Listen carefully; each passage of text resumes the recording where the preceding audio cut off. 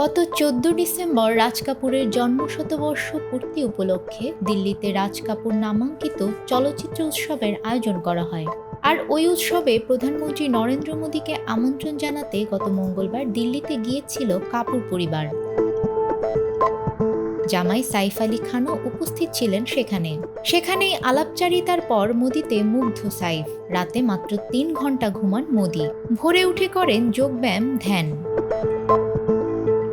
দিল্লি থেকে ফিরে এক সাক্ষাৎকারে সাইফ জানান, যেদিন কাপুরদের সঙ্গে প্রধানমন্ত্রীর বাসভবনে দেখা করেন এর আগের দিনই সংসদ থেকে ফিরেছিলেন। সাইফ আলী খান ভেবেছিলেন প্রধানমন্ত্রী হয়তো ভীষণ ক্লান্ত, কিন্তু ঘরে প্রবেশ করেই তিনি মিষ্টি হাসি দেন। এটা দেখার পর আর কোনো সংশয় কাজ করেনি তাদের।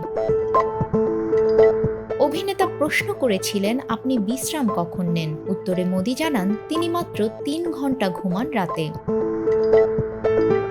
সাক্ষাতের সময় সাইফ আলীর মা শর্মিলা ঠাকুর, তার ছেলে জেহো ও তৈমুরের খোঁজ নিয়েছেন মোদি। সাইফ বলেন, আমার বাবার সঙ্গে দেখা করার স্মৃতিও শেয়ার করলেন প্রধানমন্ত্রী। আমাদের পরিবারকে যে সম্মান তিনি দিলেন এর জন্য আমরা কৃতজ্ঞ। আমার ছেলেদের জন্য আবার অটোগ্রাফও সই করে দিয়েছেন।